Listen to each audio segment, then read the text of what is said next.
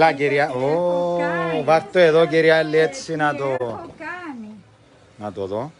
Πες. Απίθανο. Είναι τέλειο. Τέλειον, έλα δείξε μας και τα μακαρόνια του φούρνου σου. Και πόσο λαδάκι.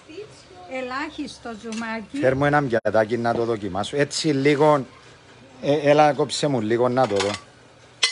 Έλα κυρία Έλλη. Λίγο. Φίλοι και φίλες, όλα της κουζίνας τα καλά, πρόδρομος Χατζικυράκος.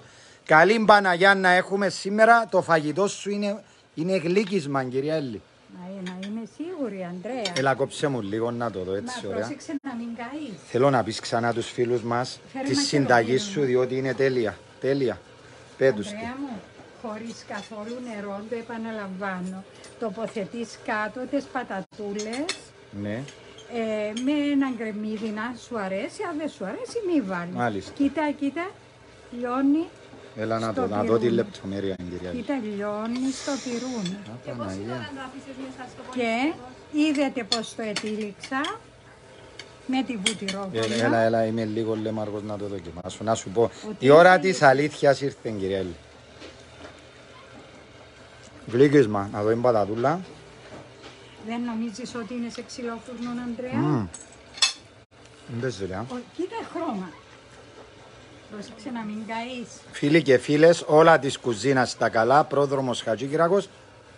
Τέλεια συνταγή, όπως το ξυλόφουρνο. Θέλεις να κόψω και το παστίτσιο? Πέ μας και τη συνταγή σου για το παστίτσιο. Λοιπόν. Εν τω μεταξύ, φίλοι μου, πρέπει να προσέχουμε και τα σουβλάκια εκεί.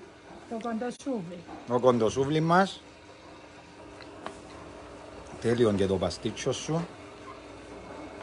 Θέλω να σας κόψω κομμάτι παστίτσιο, να δείτε τι ωραία γκρεμούλα κάνω, χωρίς καμιά δυσκολία. Μου αρέσει και το παστίτσιο, αλλά τα παγιδάκια σου, κυρία Έλλη, δεν παίζονται.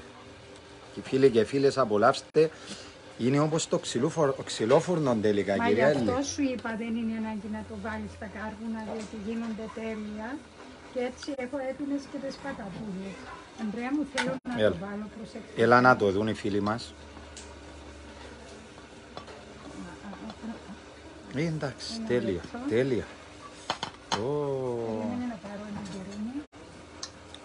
Κοίταξε τι ωραία τρυπητά τα μακαρόνια μου. Όχι λαπάς. Η κρεμούλα να τρέχει.